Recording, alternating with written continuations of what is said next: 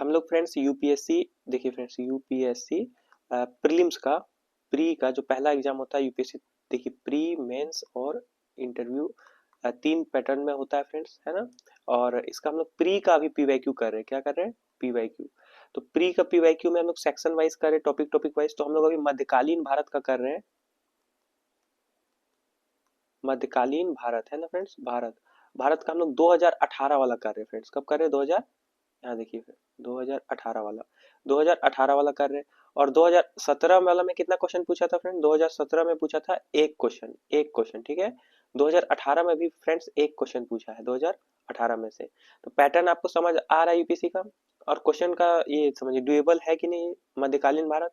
अगर आपको सीमित स्रोतों से आप पढ़ेंगे किताबों को तो आप इसको कर पाएंगे, ठीक है। आप एक एक क्वेश्चन आप सही कर पा रहे हैं 2018। लेकिन हालांकि अभी कुछ क्वेश्चन का संख्या बढ़ा है, तो इसको आप देखते रहिए। इम्पोर्टेंट है ये सेक्शन, ठीक है, जो मेडिवल टाइम का है, तो इसको बनाने का कोशिश करिए। निम्नलिखित विदेशी यात्रियों में से किसने भारत के हीरों और हीरे की खदानों की विस्तृत रूप में चर्चा की। तो भारत में जो हीरो की खदानें हैं फ्रेंड्स, ये कहाँ पे आपको ज्यादातर मिलेंगे बताइए।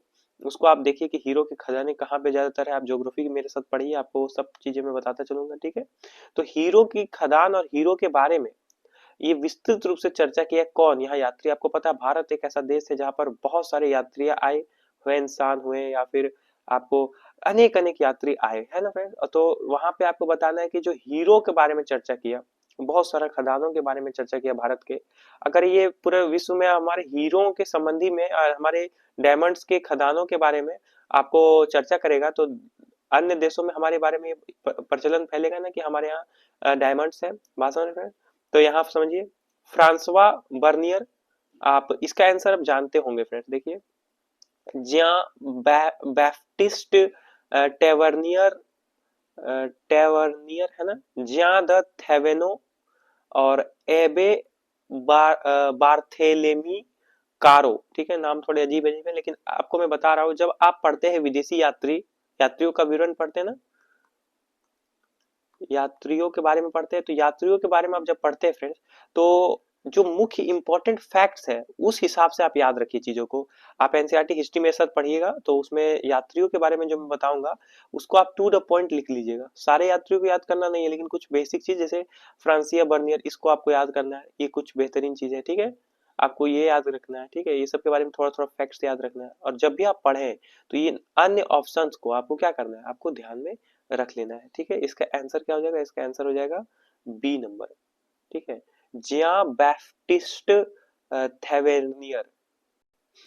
आइए थोड़ा व्याख्या समझते फ्रेंड्स, थोड़ा सा डिटेल।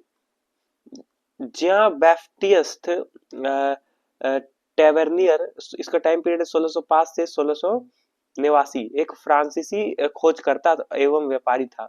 ये फ्रांस से आया था फ्रेंड्स, और ये व्यापारी था और खोजकर्ता भी था। भारत में हीरो की खानों का उल्लेख करने वाला वह प्रथम यूरोपीय था।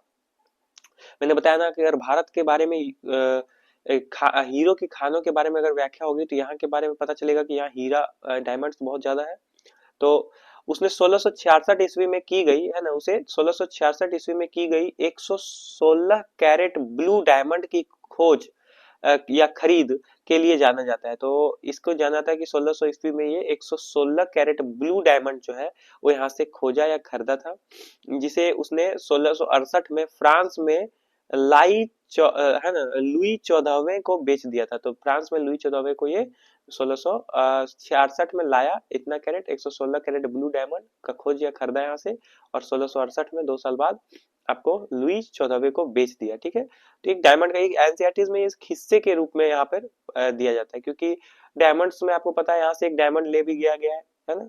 तो उस डायमंड का नाम क्या है फ्रेंड्स, और वो अभी कहाँ पे है ये बताइए। प्रसिद्ध डायमंड जो भारत से गया हुआ है ब्रिटेन, तो वो उसका नाम क्या है और वो भी कहाँ पे स्थित है, वो चीज वो आप बताइए, कमेंट करिए। और ये डायमंड देखिए, जब भी आपको कुछ यूनिक स्टोरीज मिलेंगे ब्रैकेट्स में एनसीईआरटी के, तो उसको आप पढ़िए, ठीक है। उसको बहुत इंपॉर्टेंट रहता है। आप एनसीईआरटी मेरे तरीके से पढ़िए, आपको समझ आएगा सब चीज। चलिए थैंक यू फ्रेंड्स, आप कंटिन्यू रहिए। 2018 तक हम लोगों ने किया है, और इस तरह हम लोग 2025 तक हम लोग कर लेंगे फ्रेंड्स। और उसके बाद अलग अलग सेक्टर्स, आप अलग अलग सब्जेक्ट को जाके प्लेलिस्ट में देख पाएंगे। Thank you friends.